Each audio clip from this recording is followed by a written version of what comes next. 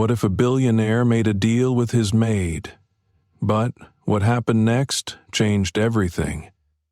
This is the emotional, powerful story of Clara, a devoted single mother, and Ethan, a man who thought he'd never believe in love again. Their journey will break your heart and heal it all over again. You won't believe how it ends. Where are you watching from? Let me know in the comments, and don't forget to subscribe so you never miss the next unforgettable story. Ethan Blackwell sat alone in his glass-walled penthouse, the city lights flickering like dying stars beneath him. The rain hammered the windows with an almost angry persistence, mirroring the storm within him. At 43, Ethan was at the pinnacle of power, CEO of a multi-billion-dollar tech empire, respected, feared, envied, but never loved. Not anymore. His jaw clenched as he swirled the amber liquid in his tumbler, whiskey barely touched. Love was a luxury he'd long deemed useless, a distraction that cost more than it ever returned. Feelings had no place in his world, not after what happened with his mother, not after what he'd seen growing up. He stood, restless, crossing the spacious room with long, deliberate strides. The silence in the penthouse was deafening, save for the occasional crackle of thunder. Ethan rarely came home before midnight, and when he did, he usually went straight to his room. But tonight, something pulled him to the kitchen. A shadow of sound that shouldn't have been there. As he turned the corner, he froze. There, hunched over the counter in the dim light, was Clara Reyes. She didn't notice him at first. Her back was to him, shoulders trembling with the kind of sorrow that came from too many sleepless nights and too many burdens held in silence. She stifled a sob into her sleeve, unaware that her pain was now visible. A few steps closer and he could see her face, wet cheeks, red eyes, lips pressed tightly together to keep from making noise. "Why are you crying?" His voice was harder than he intended. Clara gasped and jumped, fumbling with the dish towel she held. "Mr. Blackwell, I'm sorry. I didn't know you were—" "I asked you a question." He narrowed his eyes, arms crossed. "It's nothing," she said quickly, looking away. "Just a bad day. I apologize." Ethan didn't move. Something in the way she spoke, in the way she stood, so small, so fragile, made him hesitate. Clara had worked in his house for 3 years.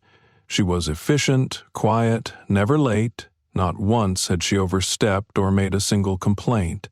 The kind of employee he appreciated. Invisible, reliable, distant. And yet now she was breaking in front of him. "Sit," he ordered, nodding to the bar stool.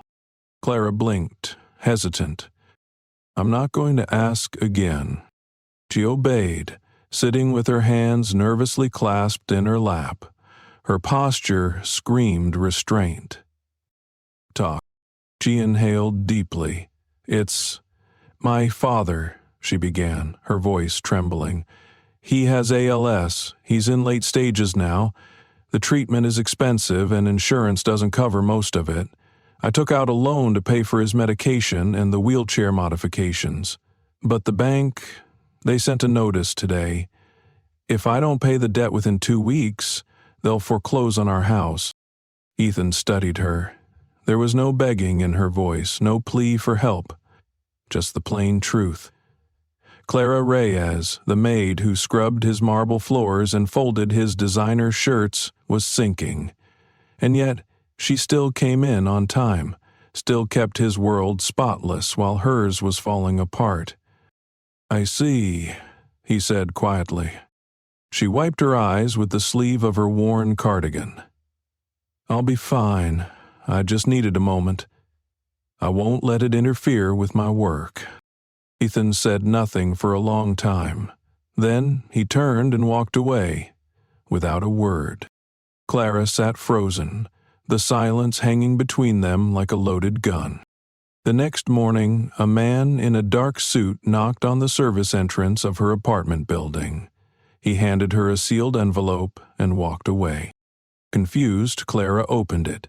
Inside was a letter printed on crisp white paper with the Blackwell Corp letterhead at the top. Miss Reyes, come to my residence tomorrow morning at 8 a.m. sharp. Do not be late. Do not bring anyone with you. Ethan Blackwell. She stared at the words for several seconds, her heart thudding in her chest. What did he want now? At 7:40 the next morning, Clara stood outside the wrought iron gates of the Blackwell estate, dressed in her cleanest blouse and jeans, her hair tied neatly back. She didn't know what to expect. A reprimand for crying on the job? A severance package? A warning? The guard opened the gate wordlessly and led her through the front doors. The mansion, usually quiet, felt even more sterile than usual. He was waiting for her in the study. Sit, she did. On the desk between them was a folder, thick and unmarked. I've read your file, he said, leaning back in his leather chair. Your work is flawless. You've never taken a sick day. Your background checks were clear. You've raised a daughter alone, cared for a dying father, all while working 3 jobs. Impressive. Clara didn't respond. I've also looked into your financials. You're $42,000 in debt, and it's growing. She winced. Why are you telling me this? Because I can fix it. Her eyes widened. I can pay off the loan, ensure your father gets private care, pay for your daughter's education. You'd never have to worry about money again. Clara sat up straighter. Why? I want something in return. The chill that crept through her spine was worse than the winter wind. What do you want? Ethan stared at her for a long time, as if weighing her soul. A child. Clara's jaw dropped. Excuse me? I don't want a wife. I don't believe in love.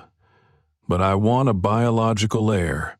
Someone to carry my name and my legacy. I'm offering you a contract. You'll carry my child. In return, I will give you financial security beyond what you've ever dreamed. The room went cold. Clara's lips parted, but no words came out. I know it sounds crude, Ethan said calmly, but it's a transaction, a win-win. You solve your problems, I get what I want. There's no room for feelings. She stood abruptly. That's not just crude, it's insane. Is it? He asked. Surrogacy is legal. People do it all the time. Clara shook her head. I'm not a vessel, Mr. Blackwell. I'm a human being. He stood too, unfazed. So am I. And I'm offering you a way out. Think about it. Clara stormed out, her chest heaving, her thoughts in chaos. Outside, the wind whipped her coat as she tried to breathe. That night, she sat on the edge of her daughter's bed, watching Lila sleep peacefully. Her tiny face was calm, unbothered by the darkness closing in around them. Clara reached out and smoothed a lock of hair from her forehead. Her father coughed from the living room. He'd fallen asleep on the recliner again. She hadn't been able to afford a proper bed for him. The walls of the apartment were thin. The faucet still leaked in the kitchen. The fridge made that strange humming noise when it tried to freeze something. Clara felt the weight of her world settle on her shoulders like a collapsing roof. She picked up the envelope again. No emotion, no feelings, just business. A contract for salvation, wrapped in shame. Could she do it? Could she survive it? What terrified her more was the answer she whispered to herself in the darkness. Yes, not for herself, But for them, the wind howled through the cracks in the apartment windows as Clara pushed open the door to her small second-floor unit. The hinges creaked in protest, the way they always did when the weather turned. She stepped inside quietly, as if not to disturb the heavy silence hanging in the air. The living room was dim, lit only by the flickering blue light of the old television set playing some late-night rerun. Her father sat slumped in his recliner, the remote resting loosely in his hand, his chest rising and falling with shallow, labored breaths. Clara closed the door gently behind her and leaned against it for a moment, staring at the worn-out furniture, the peeling paint on the walls, the stack of unopened bills on the coffee table. Everything in the room felt tired, like it was holding on by threads, just like her. She let out a quiet sigh and slipped off her shoes, padding across the creaky floor toward the kitchen. The fluorescent light buzzed as she flipped it on, casting a cold glow on the linoleum countertop. She opened the fridge, hoping for leftovers, but was greeted by a near-empty shelf. Half a carton of milk, 2 eggs, and a container of rice from 2 days ago. Her stomach churned, not with hunger, but with dread. She pulled out the rice and started reheating it, forcing herself to go through the motions. Behind her, a soft voice called out, "Clara?" Her father's voice was raspy, almost a whisper. She turned around quickly, the rice forgotten. "Hi, Dad," she said softly, walking over. "You're still awake?" He gave her a weak smile, his eyes dull but warm. "I always wait up for you. Just to make sure you're home safe." Clara knelt beside him and took his hand. The once strong, calloused fingers that had lifted her high into the air as a child now trembled slightly in hers. "You should sleep," she said gently. "I'll be fine." He studied her face for a moment. "You've been crying." "No," she lied quickly. "Just tired." "You always say that." Clara looked away, biting her bottom lip to keep it from trembling. She hated that he could still read her so well. "I had a long day, just too much going on." He nodded slowly, then looked around the room. "I was thinking today about the house. If the bank takes it, I don't care. I just want you and Lila safe." At the mention of her daughter, Clara's eyes flicked to the hallway that led to the tiny bedroom where Lila slept. A soft nightlight glowed under the door. "She deserves better," Clara whispered. "So do you."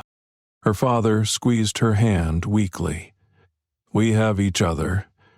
That's better than a mansion any day." Clara didn't answer.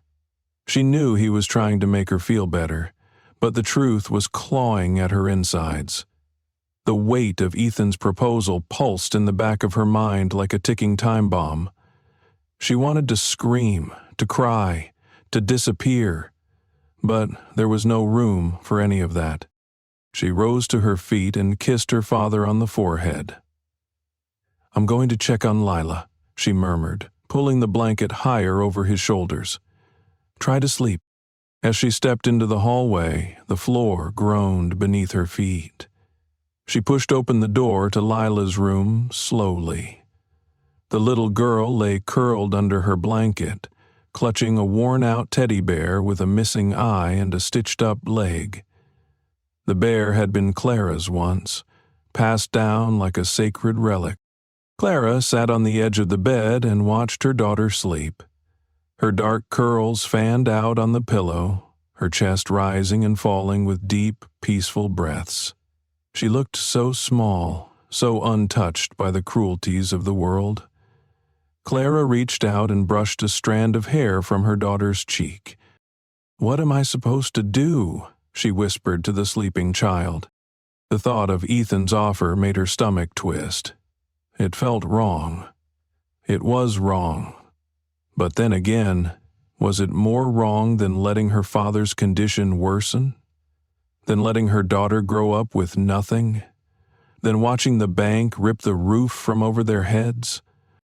Clara closed her eyes and tried to remember a better time. She thought of her father lifting her up as a child, spinning her around the living room in laughter. She remembered her mother humming while cooking dinner, the smell of garlic and cilantro in the air. That house, that old creaky place, was filled with love.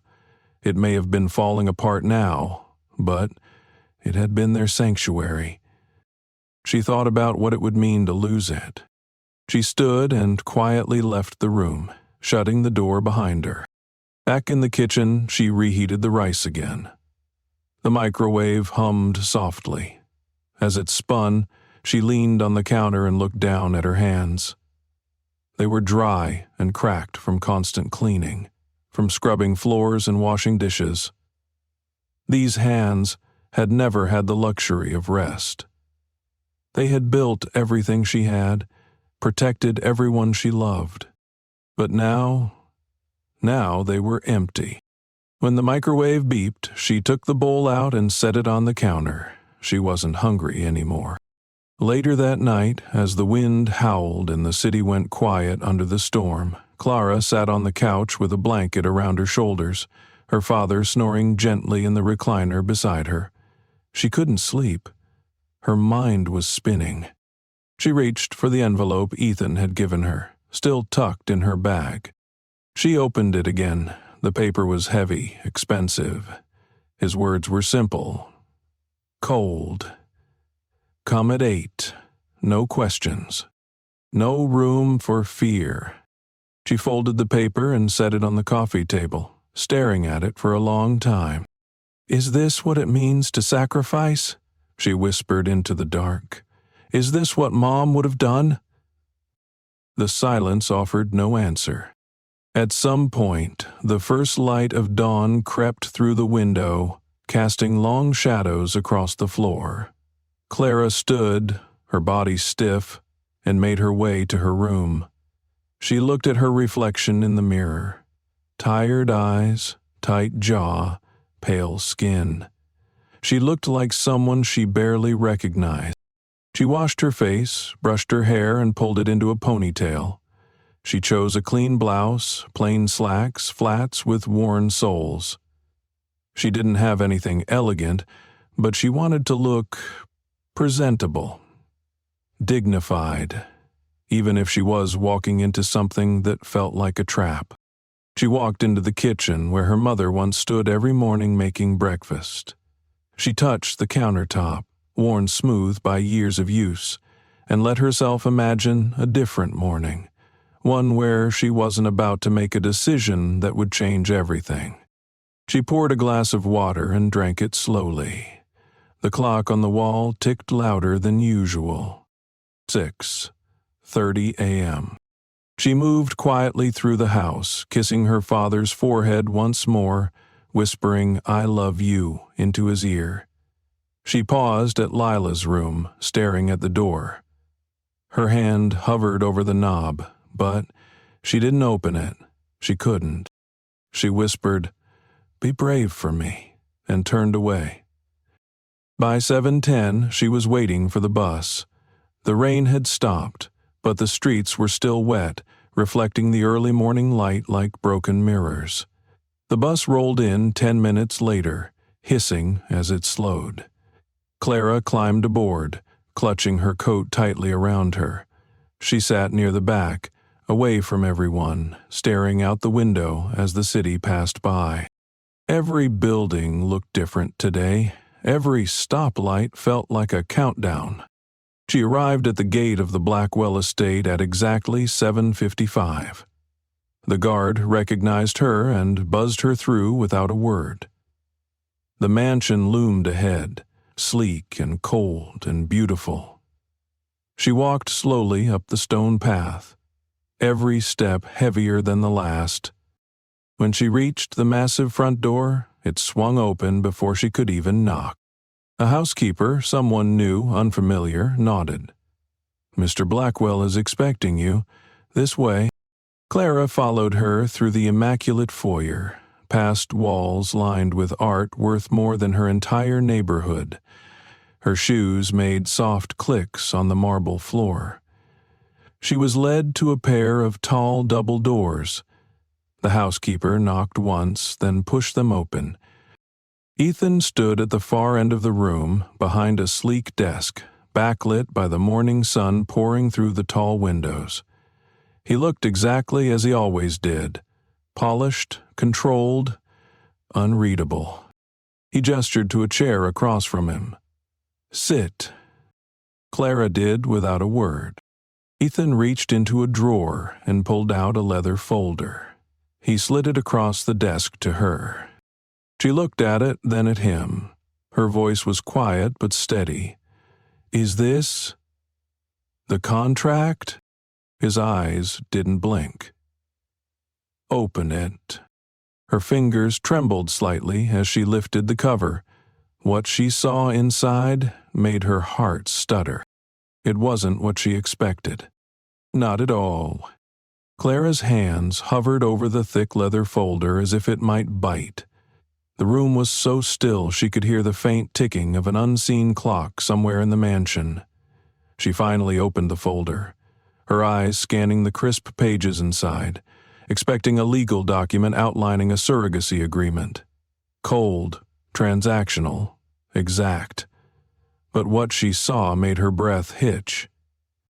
The first page was not a contract for carrying Ethan's child. It was a release of debt, $42,000 wiped clean. The second page detailed a full medical care plan from one of the top private hospitals in the state. Clara blinked, reading the fine print. It wasn't just hospital care. It included in-home nursing, physical therapy, medication, and long-term support. All for one man, Augusto Reyes. Her father. The third page made her vision blur. A scholarship fund in Leela's name. A savings account already opened in her daughter's name, with an initial deposit that nearly made Clara drop the folder. "No," she whispered, eyes darting back to Ethan. "This can't be right." "It's exactly what it looks like," he said, voice calm and even. She shook her head.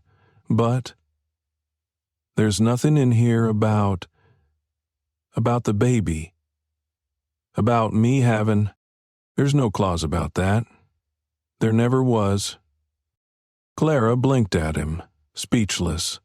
She glanced down at the documents again, searching for the catch, the hidden demand, the fine print that would strip her dignity from her.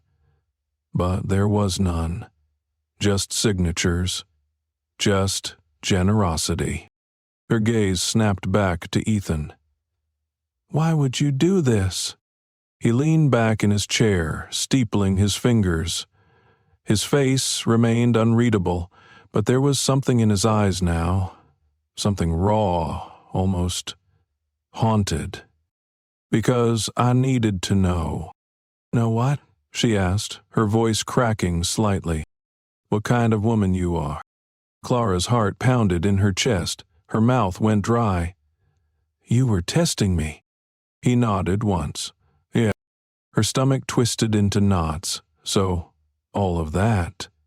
What you said that night? That offer? It was just some kind of cruel experiment?" His jaw tightened. "Not cruel, necessary." "To who?" she snapped, the anger finally bubbling to the surface. "To you? Your ego?" "To me," he said, but not harshly.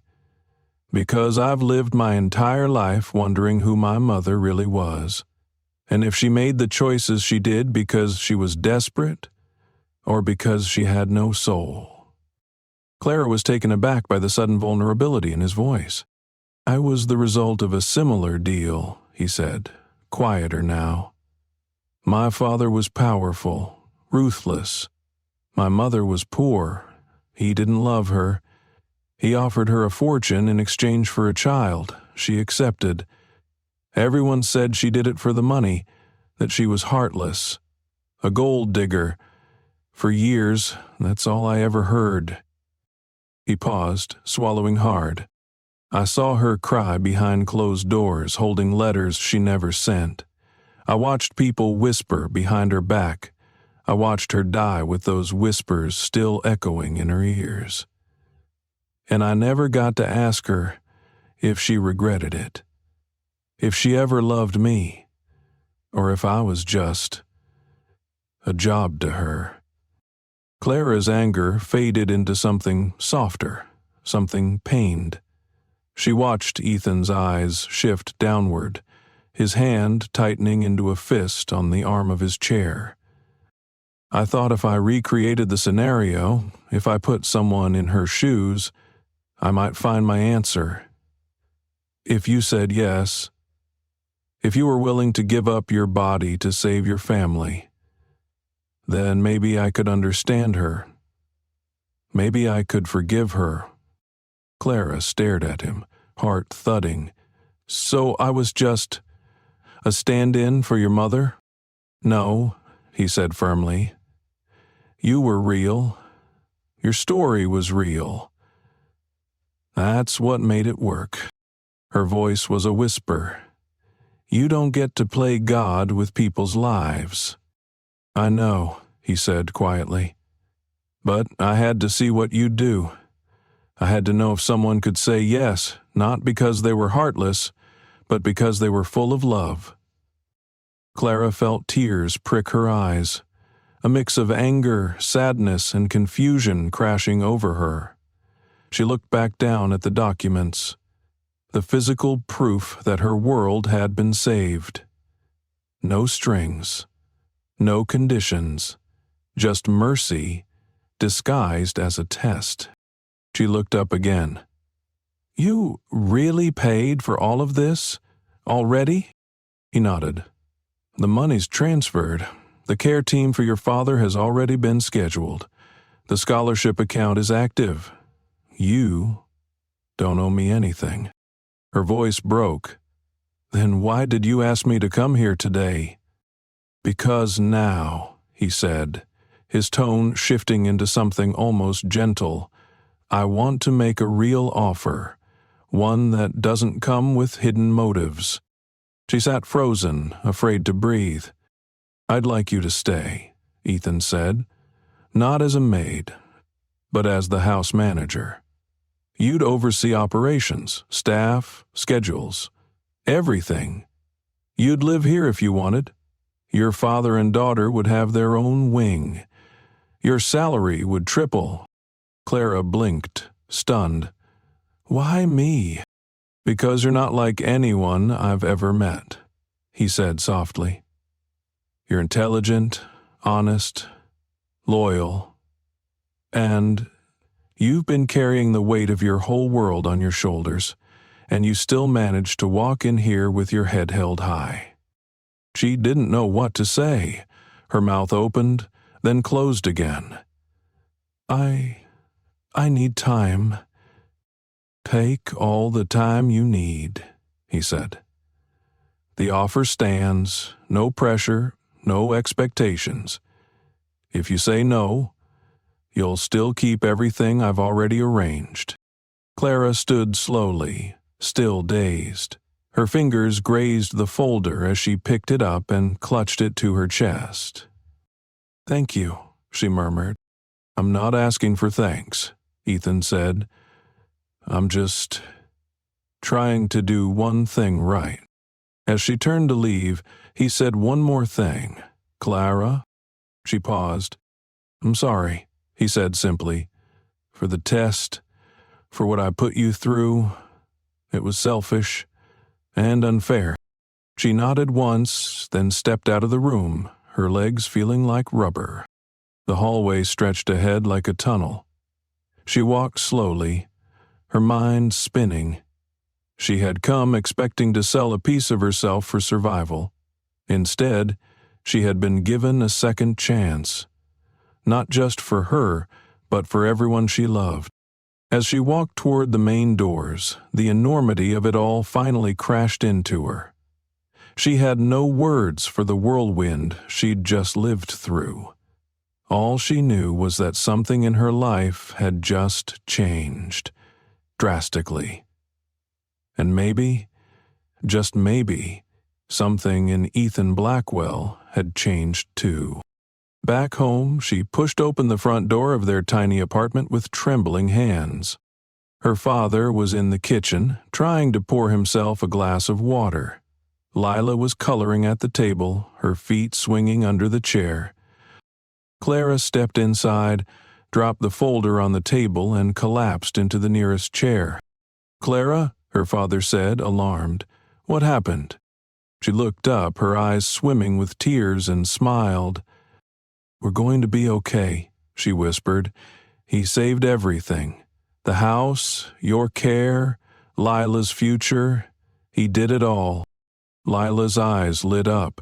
"Mommy, really?" Clara nodded, holding out her arms. "Come here, baby." Lila ran to her, and Clara pulled her close, burying her face in her daughter's hair. She could feel her father's hand on her shoulder, hear his shaky breath. "It's a miracle," he said. "No," Clara whispered. "It's redemption." And though she still didn't fully understand Ethan Blackwell or the demons that had driven him to test her heart, she knew one thing with absolute clarity. He had changed the course of her life, and maybe she had changed something in his too. The days that followed felt like stepping into a life Clara never imagined would belong to her. At first, everything about the new position at the Blackwell estate felt overwhelming. The title house manager sounded more like something out of a movie than something someone like her, a single mom from a crumbling two-bedroom apartment, could ever be called. Yet here she was, walking through the gleaming marble halls, clipboard in hand, overseeing staff schedules, floral deliveries, event planning, security rotations, even coordinating private chef menus. She wore fitted navy slacks and a white blouse now instead of her usual housekeeper's uniform. People greeted her with, "Mrs. Reyes?" instead of looking past her as though she were part of the furniture. The mansion itself, once cold and uninviting, began to open up under her watchful care. She reorganized storage closets, added fresh linens to the guest suites, and made suggestions for subtle updates to the decor. Nothing extravagant, just warmer touches. To her surprise, Ethan approved every request without question. The staff began to loosen around her too, sensing something different in the air. The house didn't feel so hollow anymore. And then there was Ethan. He was still Ethan Blackwell, polished suits, rigid posture, precise language. But he had changed, in ways small and strange. He no longer spoke to her like an employer issuing orders. Instead, he asked questions about her thoughts on a menu, about her father's health, about Lila's school. He even began having breakfast at the long dining room table instead of alone in his office. At first, their conversations were stilted, brief, but they grew easier. She made him laugh one morning when she told him his personal driver looked like he was moonlighting as a spy. Ethan had nearly choked on his coffee. One evening, after reviewing some invoices, Clara wandered into the library. The room was vast, a wall of floor-to-ceiling books encased in glass, untouched for what looked like years. She ran her fingers along the spines of dusty classics, paused when one slipped slightly. She pulled it out.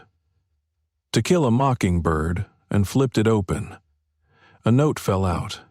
It was in a child's handwriting. "Dear Mom, I'm sorry school was hard today. I miss you. Love, E."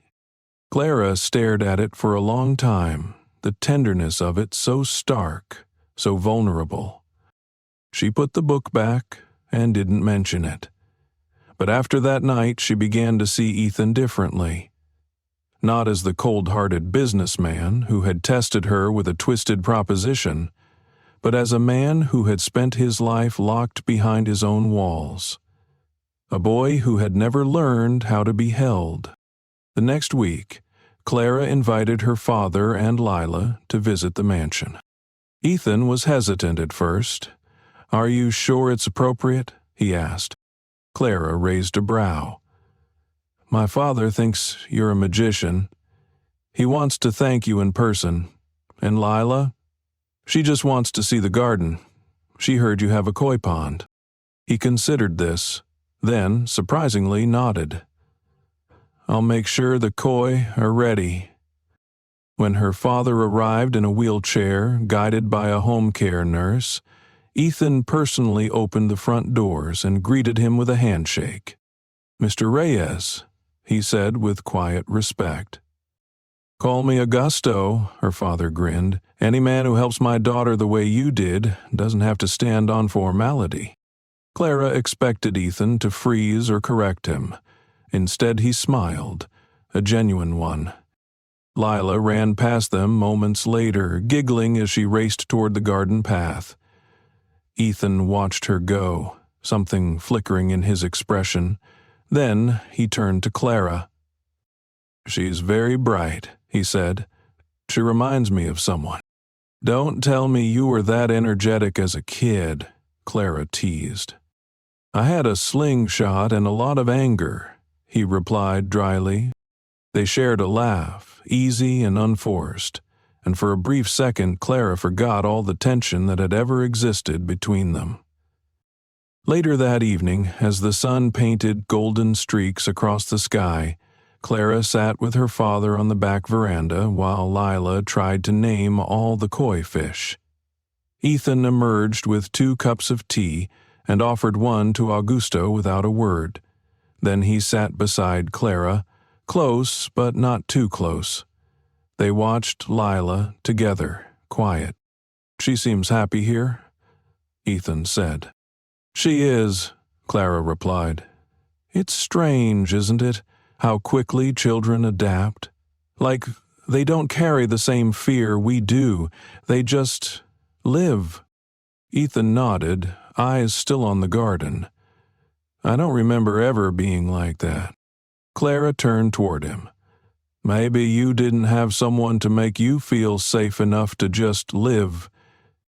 He didn't respond, but the muscle in his jaw tensed, then released. A few days later, Ethan surprised Clara again. "I have a reservation tomorrow evening, at a restaurant downtown. I'd like you to come with me." She blinked. "Like, for work?" "No," he said, adjusting his cuffs. "Like dinner. With me." Clara felt her breath catch. "Why?" His eyes met hers.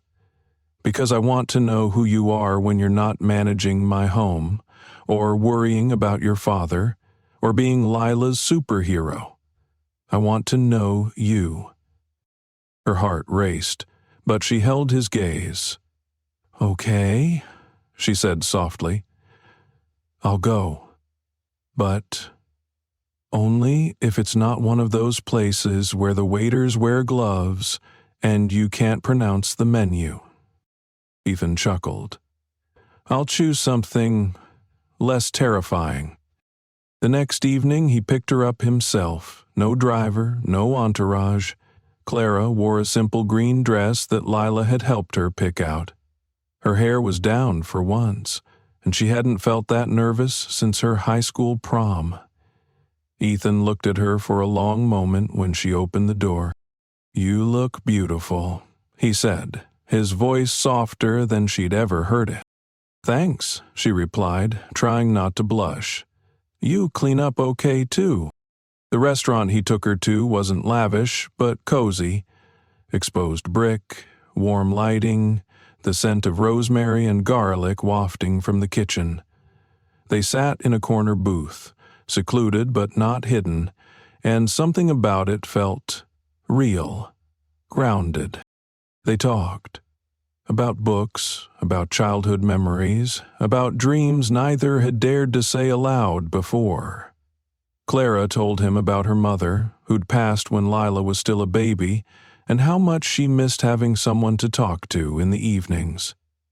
Ethan told her about his boarding school years, the cold beds, the letters he wrote to a mother who never answered because his father had them intercepted. Clara's hand drifted toward his instinctively. Ethan didn't pull away. The walk back to the car was slow, comfortable. The silence between them was warm. "You didn't have to do this," she said as he opened the door for her. "I wanted to," he said. "Not because of what you've done, but because of who you are." Her chest ached at the simplicity of his words. That night, after she'd kissed Lila goodnight and sat alone on her balcony, Clara stared up at the stars and let herself imagine, for the first time in years, a future that wasn't built entirely on survival. Maybe she could want more than just making it to the next paycheck. Maybe there was room in her life for this man, for this strange new chapter. And maybe, just maybe, Ethan Blackwell had never really been the villain she thought he was. Maybe he was just someone waiting for permission to feel. Whatever it was, whatever it would become, she knew one thing with quiet certainty. Something real had begun. The days after their dinner felt different, quieter somehow, but fuller. Clara noticed it in the way Ethan passed by her office and paused, almost like he wanted to say something but didn't know how. She noticed it in the way he started lingering a little longer during breakfast, asking questions about how Lila was doing in school or what her father thought of the physical therapist. There was a softness emerging from him, like layers of frost slowly thawing. For Clara, it was both terrifying and exhilarating. She found herself looking for him, listening for his voice as he crossed the marble floors. Her heart skipped every time his name popped up on her phone, even if it was just a reminder about scheduling or house operations. It wasn't love, not yet, but it was something. Something growing, quietly, like ivy curling around her ribs. One evening, Clara was reviewing the catering schedule for a charity gala Ethan's company was sponsoring, when a soft knock came at the door of her office. "Clara," Ethan said, leaning slightly in. He didn't step inside, just hovered, looking uncharacteristically hesitant. She looked up from the spreadsheet. "Hey," she said, the corner of her mouth twitching. "You're not holding a checklist." "That's new." "I need a break from checklists," he replied with a faint smile. "Do you have a minute?" She pushed the laptop shut. "Of course." Ethan stepped in and closed the door behind him, a gesture that made Clara's pulse spike. "I've been thinking," he started, his voice lower than usual, as if the walls could hear. "About that night." The dinner. Clara tilted her head slightly. "You regretting the wine pairing?" He chuckled under his breath. "No, I regret not doing it sooner." That quieted her. He stepped closer, slowly, and then sat across from her, elbows on knees, hands clasped tightly like he was bracing himself. "I've spent my whole life surrounded by people who wanted something from me," he said, eyes fixed on the floor. "Investors, politicians, women. Everyone always had an angle, but you never asked for anything, even when you had every right to." Clara's throat tightened. "I never wanted anything from you, just fairness, respect." "You gave me more than that," he said, lifting his eyes to hers. "You gave me perspective. You reminded me that trust isn't something bought or demanded. It's earned." She felt her breath catch. "I guess what I'm trying to say," he continued, voice barely above a whisper, "is that I like you. I mean, really like you. And not just because you're strong and intelligent and terrifyingly efficient, but because when I'm around you, I feel like I can breathe, like I can be something other than a machine, Clara's heart thudded hard in her chest. She stared at him, her voice caught somewhere between panic and awe. "I don't know what this is," he admitted. "I've never been good at this, but I want to try. With you." The silence between them was thick, electric. Clara stood slowly, trying to gather her thoughts. She took a step forward and sat next to him instead of across from him. Her knees bumped his. She didn't speak for a moment, just let the truth settle on her shoulders. "I've been afraid," she finally said, eyes on her hands. "Afraid of feeling anything again. Afraid that the second I let my guard down, everything would collapse." He looked at her, eyes searching hers. "But it didn't." "No," she whispered, looking up at him. "It didn't. Because somehow you were there. And I never expected that." They sat like that for a moment, knees touching, breaths sinking, hearts slowly aligning. Then Clara laughed softly, the sound like warm rain. "What?" he asked, smiling at her. "I just remembered something Lila said," she said. "The first time she saw you, she whispered to me, 'That man looks like a robot. Do you think he ever laughs?'"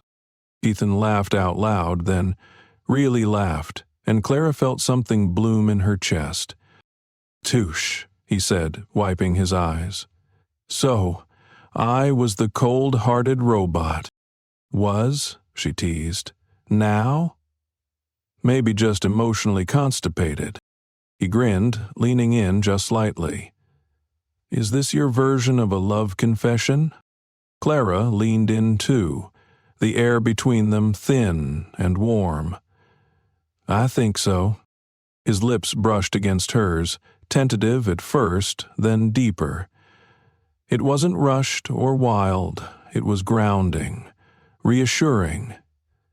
The kind of kiss that doesn't demand, but promises. When they pulled apart, Ethan exhaled like he hadn't breathed in years. "I've wanted to do that since the night you called me out for being emotionally unavailable." "I figured," she said with a smile. "Took you long enough." Over the next few weeks, the connection between them deepened. It wasn't dramatic or scandalous. It was quiet and gradual, like dawn spilling across the floor. They took long walks around the estate in the evenings after the staff had gone home. Ethan started showing Clara his favorite books, and she showed him her go-to comfort recipes. He brought her coffee in the mornings, badly made but sweet in its intent. She helped him learn how to relax, how to exist without scheduling every second. But it wasn't just the two of them anymore. Ethan was growing fond of Lila in a way Clara never anticipated. He invited her to help decorate the Christmas tree in the foyer, an event Ethan had never celebrated before. When Lila drew him a picture of her new family, Ethan framed it and placed it on his office desk. Clara found it one day and smiled so hard her cheeks hurt. Then, one night, Clara and Ethan were sitting on the couch watching an old movie. Lila was asleep upstairs. Clara's father had just had his best physical therapy session yet. Everything, for once, felt peaceful. Ethan glanced at Clara, his expression serious. "There's something I've been thinking about," he said. She turned to him, raising an eyebrow. "If it's about reorganizing the pantry again, I'm going to revolt." He chuckled. "Not quite." He took her hand and held it between both of his. "I still want a child. That hasn't changed. But now, I don't want that through a deal or a contract. I want it with someone I love, someone I trust." Clara's heart sped up. "I want it with you," he said, voice gentle but sure.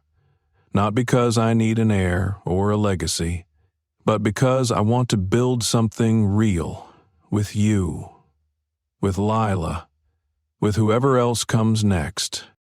Clara stared at him, her eyes wide, her chest aching with emotion.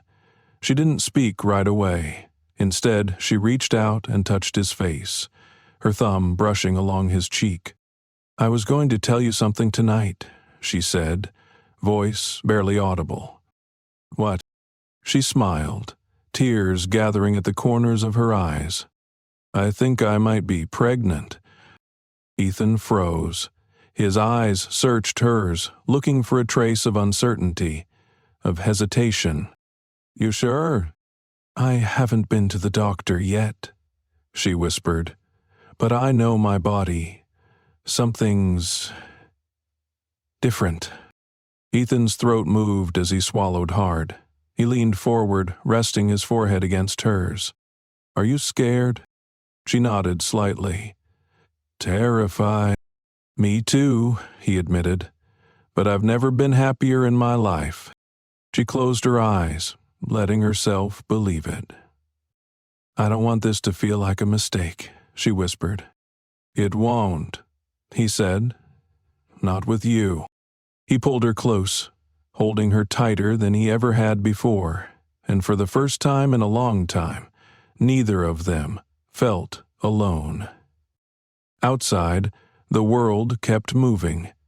Cars sped down highways, people scrolled through their phones, the city glowed with indifferent lights. But inside the Blackwell mansion, something had shifted. The cold glass walls no longer felt so tall. The silence no longer felt so empty. In its place, something new had taken root. A beginning. The morning after Clara's confession, Ethan woke with a clarity he hadn't felt in years. The sun had barely broken through the horizon, but he was already dressed, standing at the edge of the koi pond in the garden, watching the golden fish glide through still water. His thoughts were a whirlwind, and yet something inside him had settled. There was a purpose now, not driven by legacy or power, but by something far more terrifying and beautiful. Love. Clara was pregnant. The words still echoed in his mind with equal parts awe and disbelief. He hadn't expected it. She hadn't planned it. And yet, it felt right. Not transactional, not calculated, but real. Fragile, yes, but undeniable.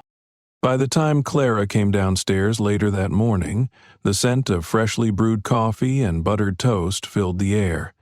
She paused in the doorway of the dining room, her brows lifting slightly in surprise. "You cooked?" she asked, an amused smile tugging at her lips. "I ordered room service," Ethan said with a shrug, gesturing to the kitchen staff behind him. "But I arranged it. That should count for something." Clara laughed as she sat down, still in her robe, her hair loosely tied back.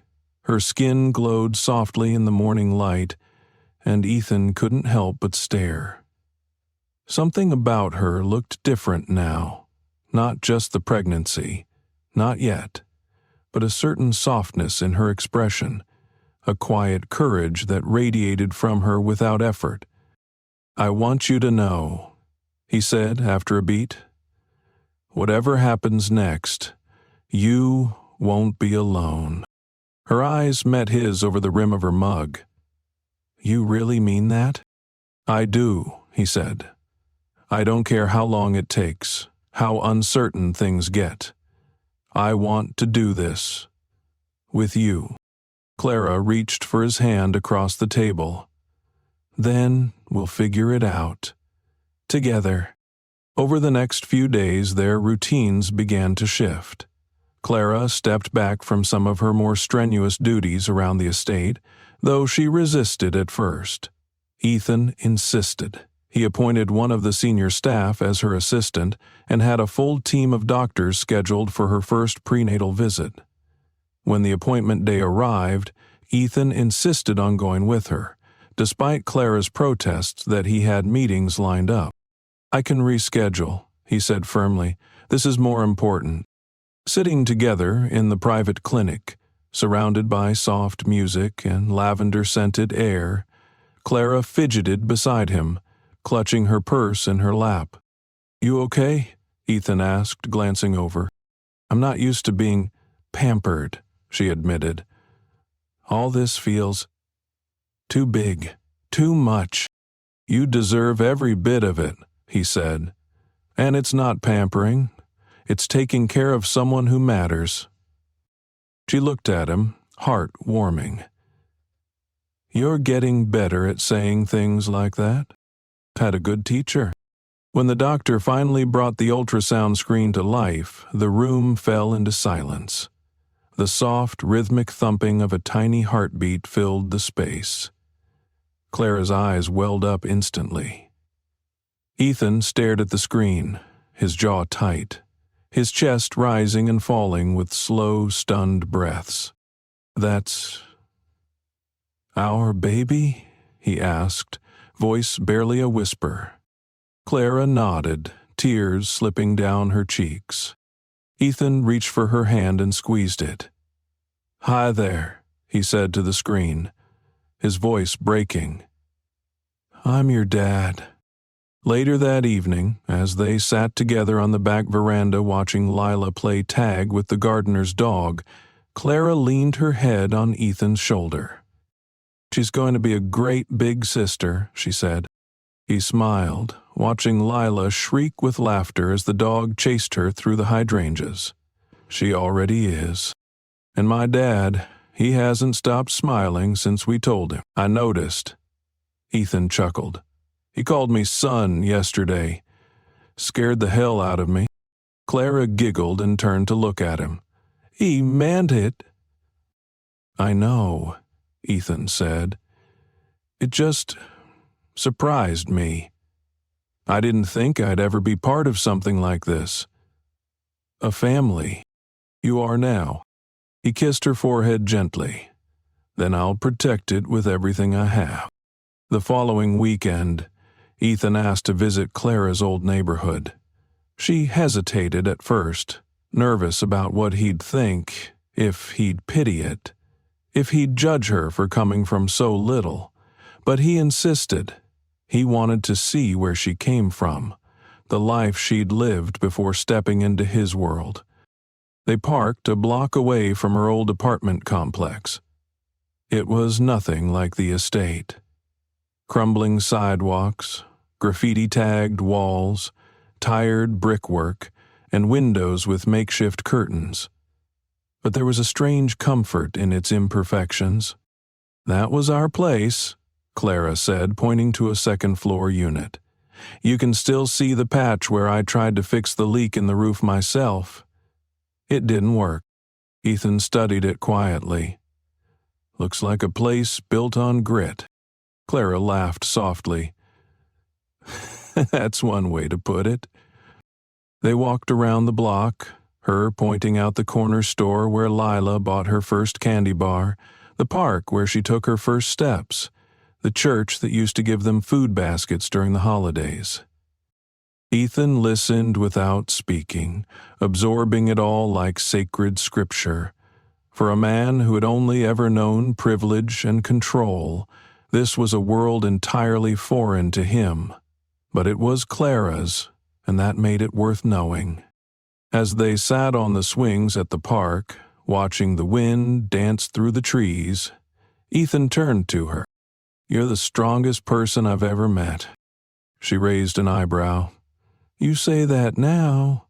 Wait till the cravings kick in, and I start crying because we ran out of pickles."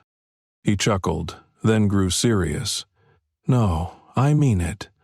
You built a life with nothing but your bare hands and your heart, and now you're building a new one, with me. I don't take that for granted." Clara smiled, emotion thick in her throat. "Neither do I." Over the next few weeks, the house changed again. This time not because of decor, but because of the energy between them.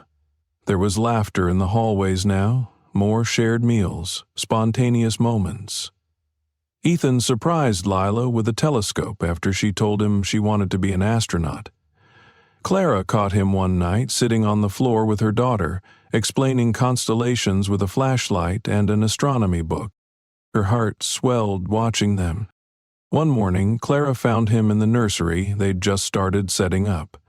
He was standing by the window, holding a tiny onesie in his hands like it was made of gold. "I still can't believe it," he said without turning, "that this is happening, that this is real." She walked up behind him and wrapped her arms around his waist, resting her cheek against his back. "It is. And you're doing great." "I'm scared," he admitted, voice raw. "I've never had an example of how to be a father. I don't want to mess this up." Clara turned him around and cupped his face. "You won't. You're already everything this child needs. You care. That's more than enough." He kissed her then, not with passion, but with gratitude, with reverence. That night, as they lay in bed, her head on his chest, she whispered, "I want to name her Anna." Ethan paused, running his fingers through her hair. "Why Anna?" "It was my mother's name," she said. "She never got to meet Lila, but I want a part of her in this new chapter." "Anna it is," he said, smiling. They fell asleep wrapped in each other, the baby's soft heartbeat still echoing in their minds. And somewhere deep inside Ethan Blackwell, something irrevocable shifted. He wasn't just a man with a past anymore. He was a man with a future. Spring arrived like a quiet miracle. The trees outside the Blackwell estate blossomed in shades of soft pink and cream, and the air carried a gentle warmth that hinted at something new, something hopeful. Clara stood on the balcony of the master bedroom, her hands resting on the slight swell of her belly, watching Lila chase butterflies across the garden below. The sun kissed her skin, and the wind toyed with loose strands of her hair. The world had slowed down just enough for her to savor it. Inside, Ethan was pacing the floor of his study. Not with tension, at least not the kind he used to carry, but with a nervous excitement that made his heart beat faster than it had in years. A velvet box sat open on the desk behind him, the diamond ring catching stray beams of sunlight, scattering them across the shelves like little stars. He'd rehearsed the words 100 times. They all sounded wrong, too formal, too rehearsed, too much like him before Clara. He glanced toward the door, then down at the box, then back to the door. Coward. He grabbed the box and strode out into the hallway. Clara had just turned to go back inside when she saw him approaching, the look on his face equal parts serious and vulnerable. "You're up early," she said, her voice soft with affection. "I haven't slept," he admitted, reaching her side. "I've been thinking." "That sounds dangerous," she teased gently, tilting her head. He let out a short laugh, then grew quiet. "I've been thinking about what it means to really choose someone. Not just fall into a relationship, not just share a home or a child, but to make a decision. Every day. To stay. To love. To build a life." Clara turned fully toward him now, sensing something shift in the air. "I look at you," he said, "and I see the future I never believed in. The one I didn't think I deserved. But you've taught me that I don't have to earn love like a paycheck. I just have to give it. Honestly. Completely." She swallowed hard. "Ethan." He dropped to one knee. Her breath hitched. He opened the box, revealing a ring that was elegant and understated, just like her. "Clara Reyes," he said, voice steady now. "You are the bravest, kindest, most stubborn woman I've ever met. You've changed every corner of my life. I don't just want to raise a child with you. I want to grow old with you, laugh with you, face every storm with you. Will you marry me?" She stared down at him, tears spilling freely now. Her hand flew to her mouth. For a moment she could only nod, heart too full to speak. But then she found her voice. "Only if I get to propose back." Ethan's brow lifted, confused. Wait, what? Clara pulled him up to his feet and, to his complete astonishment, dropped to her own knee. "Ethan Blackwell," she said, her eyes shining. "I never expected to fall in love with a man who once tried to hire me as a surrogate, but life has a sense of humor. I love you, not because you're powerful or wealthy, but because you listened when no one else ever did. Because you looked at me and saw a partner, not a charity case. I want to be yours, in every way. Will you marry me?" Ethan blinked, then laughed. Deep and unguarded. "Yes," he whispered. 1,000 times, yes." They kissed there on the balcony, the wind applauding around them in soft gusts. Word of the engagement traveled quickly through the household. The staff erupted in celebration, offering warm hugs, tears, and far too many desserts. Lila immediately began sketching wedding ideas, most of which included unicorns and bubble machines. Clara wanted something small, intimate. Ethan wanted whatever made her happiest. They settled on a quiet ceremony in the garden, beneath the cherry blossom tree that had become Clara's favorite spot. The guest list was modest, just close friends, a few trusted employees, and family. Clara's father, now stronger and more mobile with the help of constant therapy, would walk her down the aisle. On the morning of the wedding, Clara stood in her dressing room, looking at her reflection. Her dress was simple, a flowing cream gown that hugged her gently rounding belly. Lila stood beside her in a matching dress, grinning from ear to ear. "Do you think he'll cry?" Lila asked. Clara smiled. "He might, Belina." "He better," Lila said confidently. "That means he really, really means it." Outside, the garden had been transformed into a dreamscape. Petals lined the aisle and soft music drifted through the air.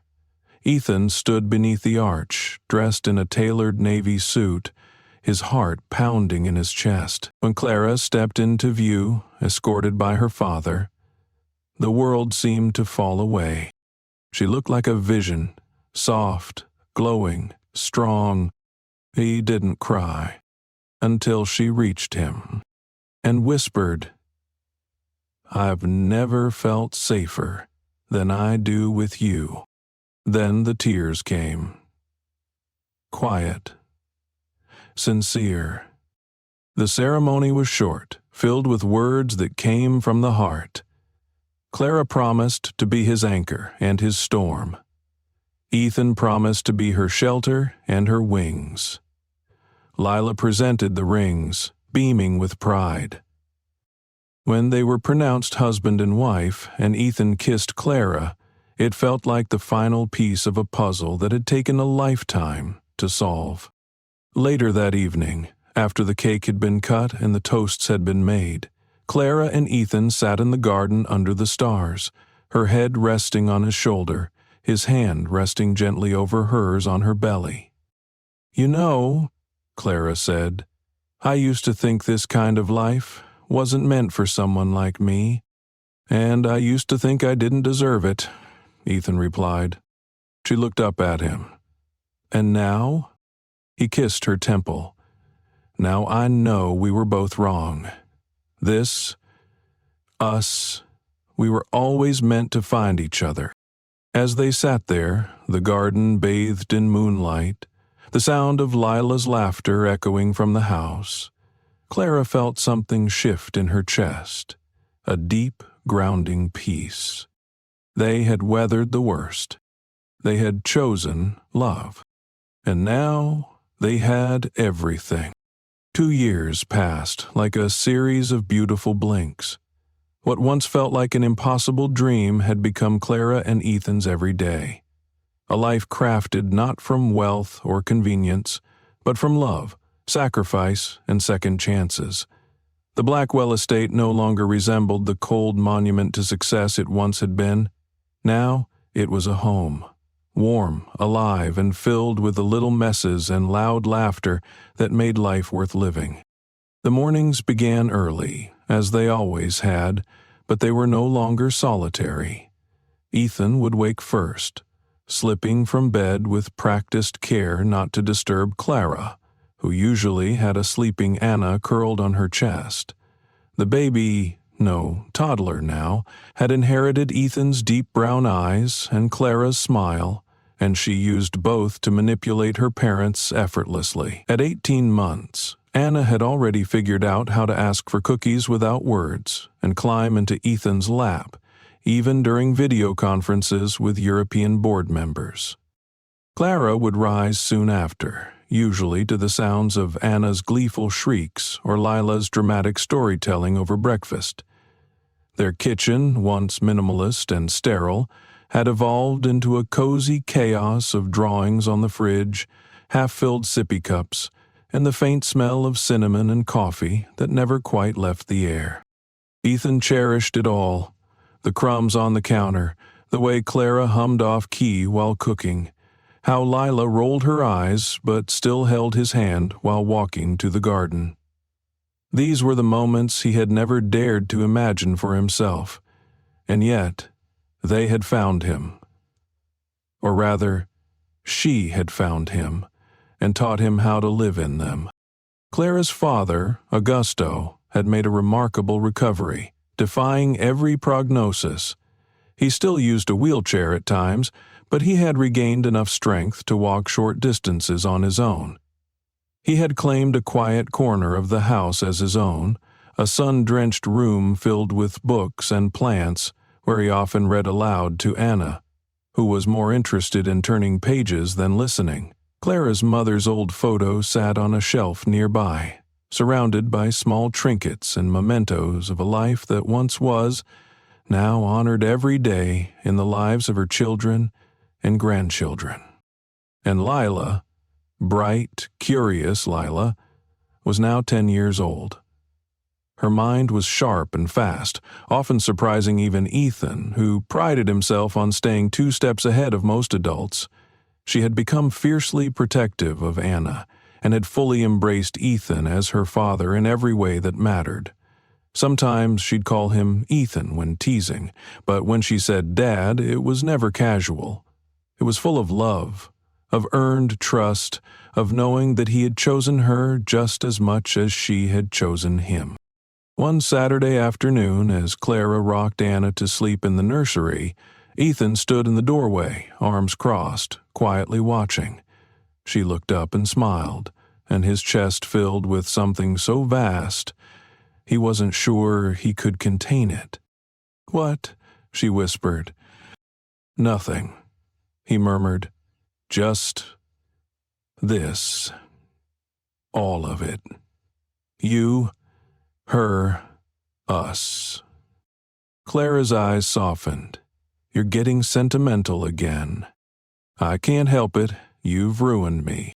He stepped inside and gently lifted Anna from her arms, cradling her tiny body against his chest.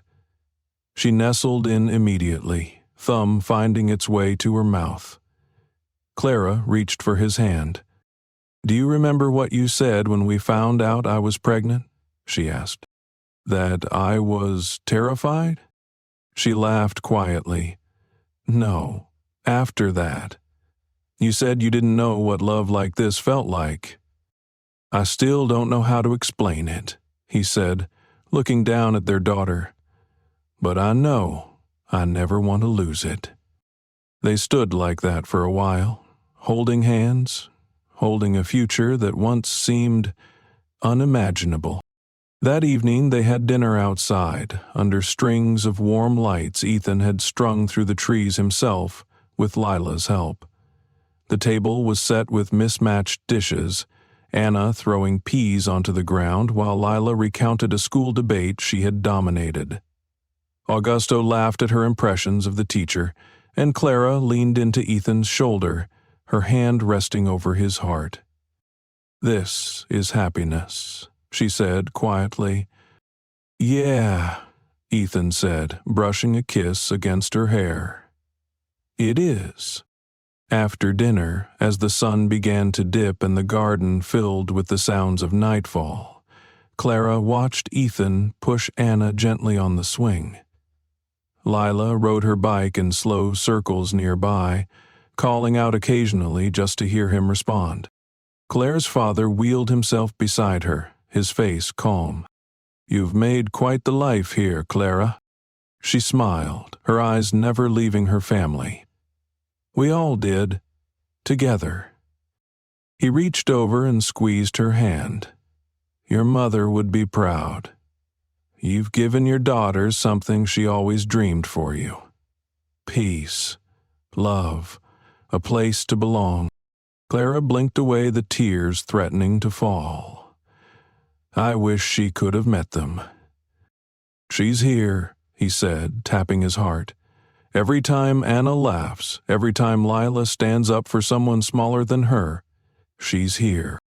As night fell, Ethan tucked Anna into bed, her tiny fingers wrapped around his.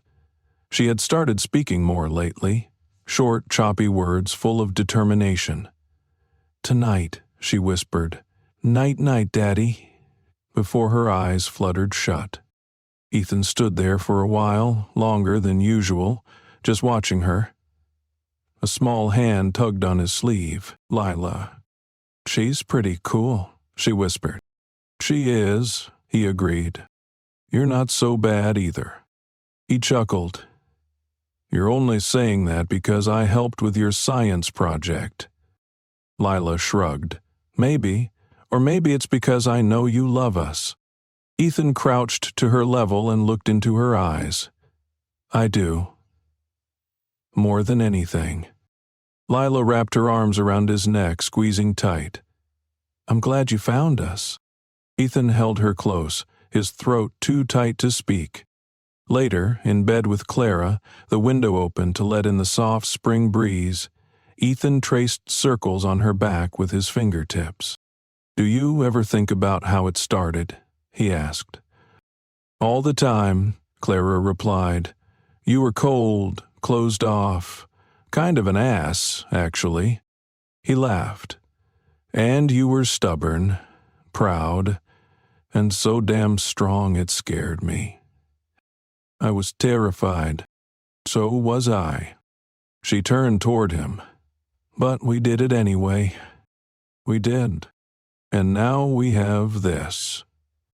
He nodded, brushing his thumb over her cheek. "It still feels like a dream sometimes." "It's real," she whispered. "This love, this life, it's all real. We built it together." Clara rested her head on his chest, listening to the steady rhythm of his heart. Outside, the wind stirred the trees, and the moon cast silver light across the bed. She closed her eyes, feeling the peace settle deep into her bones. They had come from nothing, from broken pasts and broken promises. They had risked everything, he with his guarded heart, she with her fragile hope, and somehow, against the odds, they had created something extraordinary. Not perfect, but real. And that, Clara thought as sleep took her, was more than enough. It was everything. Thank you so much for staying with me until the very end of this story. If you're still here, it means the journey of Clara and Ethan touched something deep inside you, just as it did for me. This story reminds us that love isn't always about perfection or fairy tale beginnings. Sometimes, love shows up in the messiest chapters of our lives, when we least expect it, and often when we feel least deserving. It teaches us that second chances are real, that healing is possible, and that the strongest families aren't always born from blood, but from courage, kindness, and choice. I'd love to know, where are you watching from? Drop your country or city in the comments below. It's always amazing to see how stories connect us across the world. And if this story moved you, inspired you, or gave you a reason to believe again, don't forget to hit the subscribe button. That way you won't miss any of the heartfelt stories we'll be sharing next. Until then, stay hopeful, stay kind, and remember, sometimes the most beautiful endings come from the most unexpected beginnings.